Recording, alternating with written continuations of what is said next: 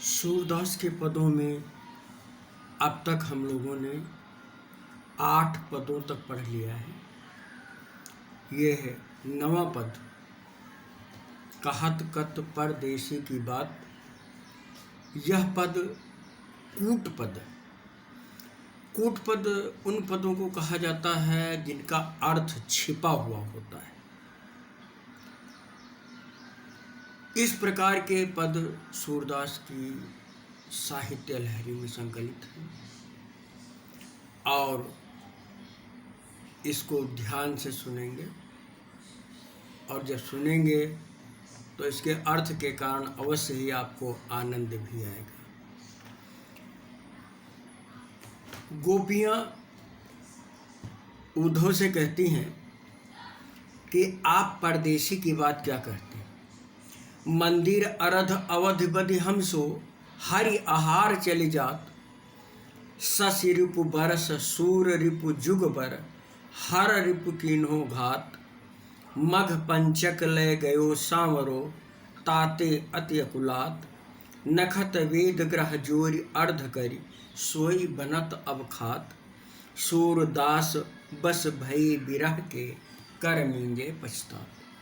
गोपियाँ उद्धव से कहती हैं कि तुम परदेसी की बात क्या करते हो, यानी कृष्ण की बातें विश्वास करने योग्य नहीं है। मंदिर अरध अवध बधि हमसे। मंदिर माने घर, और घर का आधा क्या हुआ। मंदिर माने घर और घर का आधा क्या हुआ, एक पक्खा और 1 महीने के आधे भाग को भी कहते हैं पाख, और उसके आधे 7 दिन। तो गोपियाँ कहती हैं कि कृष्ण ने कहा था कि हम 6-7 दिन में मथुरा से वापस लौट आएंगे, लेकिन हरि आहार चली जात। हरि माने विष्णु होता है और हरि का एक पर्यायवाची होता है शेर, और शेर का आहार क्या हुआ, मांस, और मांस में मास माने महीना। यानी गोपियाँ कहती हैं उन्होंने कहा था हम 6-7 दिन में लौट आएंगे, और महीनों बीत गए हैं, कृष्ण लौट कर नहीं है। शशि रिपु बरस। शशि माने चंद्रमा, और चंद्रमा का शत्रु कौन है। चंद्रमा का शत्रु है दिन, क्योंकि दिन होते ही चंद्रमा नहीं दिखाई देता। तो शशि रिपु बरस यानी एक दिन एक वर्ष के समान लगता है। सूर रिपु जुगबर, और सूर्य का शत्रु कौन हुआ, रिपु माने शत्रु, तो सूर्य का शत्रु कौन हुआ, सूर्य का शत्रु है रात। तो कहते हैं कि एक दिन एक वर्ष के समान लगता है, एक दिन एक युग के समान लगता है, क्योंकि हर रिपु कीन्हो घात। हर माने शिव का शत्रु कामदेव, क्योंकि कामदेव ने हमको पीड़ित कर रखा है। गोपियाँ कहती हैं कि हमारे लिए एक दिन वर्ष के समान, एक रात एक युग के समान बीत रही है, क्योंकि हम कामदेव से पीड़ित हैं। मघ पंचक ले गयो सांवरो ताते अति अकुलात। इधर आप देखेंगे, मघ पंचक ले गयो सांवरो ताते अति अकुलात, यानी आप देखेंगे कि मघा एक नक्षत्र होता है, और मघा का 5वां नक्षत्र होता है चित्रा। यानी मघा के बाद पूर्वाषाढ़ी के बाद उत्तराषाढ़ी के बाद हस्ती के बाद चित्रा। तो मघा का 5वां कौन हुआ, चित्रा माने उसको देशज भाषा में चीत भी कहते हैं। तो चित्त माने मन। यानी गोपियाँ कहती हैं कि हमारा मन तो कृष्ण ले गए हैं, इसलिए हम बहुत व्याकुल हैं। नखत वेद ग्रह जोरि अर्ध करि सोई बनत अब खात। नखत वेद ग्रह जोरि अर्ध करि, सोई बनत अब खात। आप देखेंगे कि वेद कितने हैं? वेद कितने हैं? वेद हैं 4। नक्षत्र कितने हैं? 27। और ग्रह कितने हैं? 9। अब इनको जोड़ लीजिए तो कितने हो जाएंगे? जोड़ के देखिए कितने हो जाएंगे भाई। अगर आप जोड़ेंगे तो 4 वेद, 27 नक्षत्र, 27 4 31, और 9 ग्रह जोड़ दीजिए, 31 9 40। अब 40 का आधा कर दीजिए 20। 20 माने 20 20 माने जहर। गोपियाँ कहती हैं कि वेद नखत ग्रह जोर अर्ध कर, यानी अब तो हमारी इच्छा होती है कि हम जहर खाकर अपने प्राण दे दें। सूरदास कहते हैं कि इस प्रकार विरह के कारण गोपियाँ बार बार कर मींजे पछतात, हाथ मल के पछताती हैं, अर्थात उन्हें अत्यंत पश्चाताप होता है। 10वां पद है, निस्दिन बरसत नयन हमारे, सदा रहत बरसारित इन पर, जपते श्याम सिधारे, दृग अंजन न रहत निशिबासर, कर कपोल भयकारे, कंचु किपट न रहत निशिबासर, कंचु किपट सूखत नहीं कब हूँ, उर बिच बहत पनारे, आंसू सलिल भय सबय भय काया, पल न जात रिसटारे, सूरदास प्रभु यह परेखो, गोकुल काहे बिसारे। गोपियाँ कहती हैं कि रात दिन हमारी आँखें वर्षा करती, यानी रात दिन हमारी आँखों से आंसू की बरसात हुआ करती। ऐसा लगता है जैसे इनमें सदैव वर्षा ऋतु आ गई है।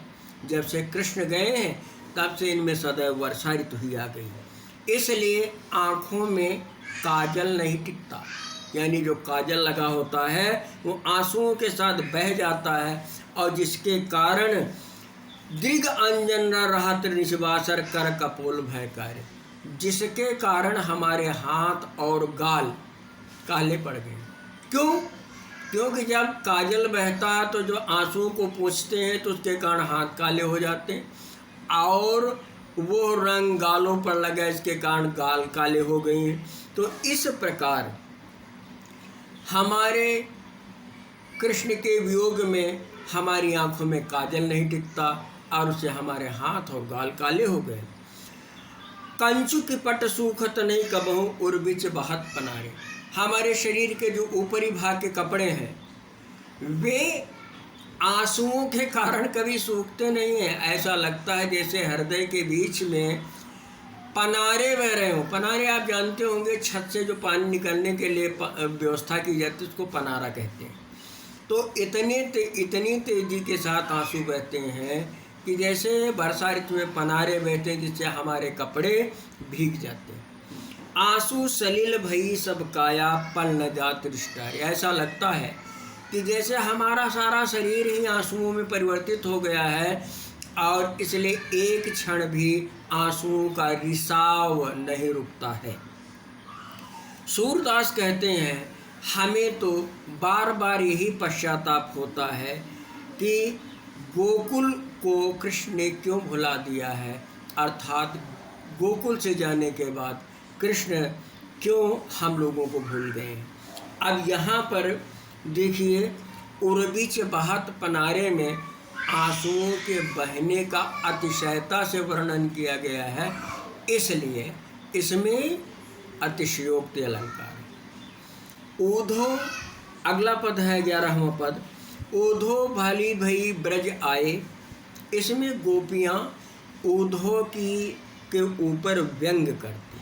वो कहती हैं कि ऊधो भली भई ब्रज आए, विधि कुलाल कीन्हो, कांचो घट सो तुम आनि पकाए, रंग दीन्हो है कान सांवरे, अंग अंग चित्र बनाए, पाते गरे न नयन नेहते, अवधि अटा पर छाए, ब्रज करी अवा जोग ईंधन करी सुरति आनि सुलगाए, फूंक उसास बिरह प्रजरनि संग, ध्यान दरस सियराए, भरे सपूरन सकल प्रेम जल छुवन न काहो पाए, राज काज ते गए सूर प्रभु नंद नंदन कर लाए। गोपियाँ उद्धव पर व्यंग करती हूँ, कहती हैं उद्धव तुमने ठीक किया जो चले आए।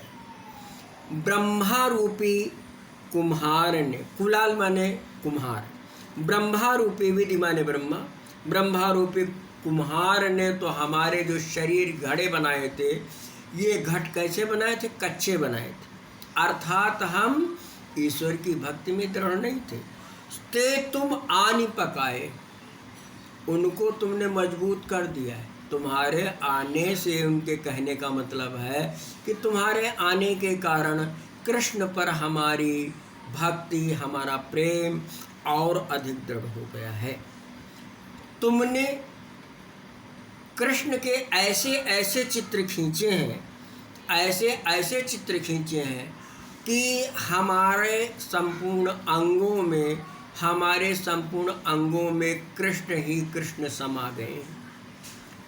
अब पक जाने के कारण, जड़ हो जाने के कारण अब हमारे आंसुओं से ये गलेंगे नहीं, अर्थात अब वियोग की अवस्था में भी हम व्याकुल नहीं होंगे और अवधि अटा पर छाए और अवधि रूपी छानी के नीचे, यानी जब कृष्ण आएंगे तब हम कृष्ण से मिलेंगे, इस बात को सोचते हुए अपना संपूर्ण जीवन बिता देंगे। तुमने ब्रज करी आवा, इस सारे ब्रज को एक आवा के रूप में बनाया है और जोग ईंधन है और सूरति आनी सुलगाए, और कृष्ण का स्मरण ही उसमें लगने वाली आग है, और उसमें जो विरह के कारण लंबी लंबी सांसें हैं उसमें फूंक मारना है, और ध्यान के कारण जो शांति प्राप्त होती है वही उन बर्तनों को ठंडा करना है। अब इसके कारण हम सब लोग कृष्ण के प्रेम से संपूर्ण रूप से भर गए हैं, जिसको कोई छू भी नहीं सकता। गोपियाँ कहती हैं कि जो कृष्ण मथुरा जाकर राजकाज के लिए, राज्य करने के लिए रुक गए हैं, उनको तुमने अनायास ही हमारे हाथ में दे दिया है, अर्थात उनसे मिलना सुलभ कर दिया है।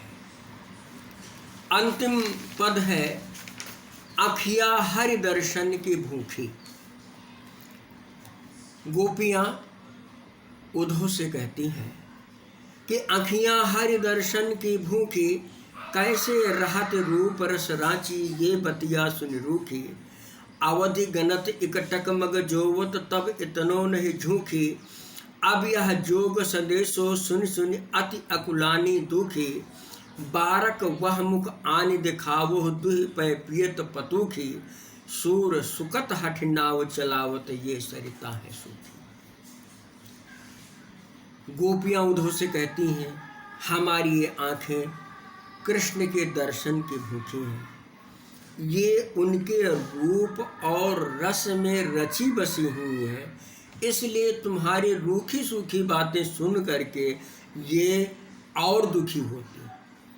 इतने दिन से अवध यानी इंतजार करते करते, अवधि गणत यानी प्रतीक्षा करते हुए भी, लगातार रास्ता देखते हुए भी ये आँखें इतना दुखी नहीं हुई जितना तुम्हारी बातों के कारण दुखी हो गई। अब जब तुम ये योग का संदेशा लाते हो तो उसको सुन करके ये बहुत व्याकुल हो गई हैं और दुखी हो गई। हे उद्धव, अगर तुमसे हो सके तो इतना कर दो कि एक बार कृष्ण का वह मुख आकर दिखला दो, जिसे जो कृष्ण पत्ते में दूध दूह कर पिया करते थे। दूह पाए पियत पतूखी, पैमाने दूध, जो पत्ते में दूध दूह करके पिया करते थे, ऐसे सरल कृष्ण को एक बार ला कर दिखा दो। वे सूरदास कहते हैं कि हे उद्धव, ये गोपियां सूखी हुई नदी के समान, अर्थात ये कृष्ण के प्रेम के अतिरिक्त और कुछ नहीं जानते हैं। जिस प्रकार सूखी नदी में नाव नहीं चलाया जा सकता, वैसे ही इन गोपियों को कृष्ण के प्रेम के अतिरिक्त और कुछ नहीं सिखाया जा सकता। तो इस प्रकार सूरदास के पद समाप्त हुए। मैंने आज आप लोगों को सूरदास का साहित्य को गोदान लिखने को दिया, उसको आप लोग लिख लीजिए और इसके बाद फिर सूरदास से पद्यांश पर आधारित प्रश्न लिखवा देंगे। धन्यवाद।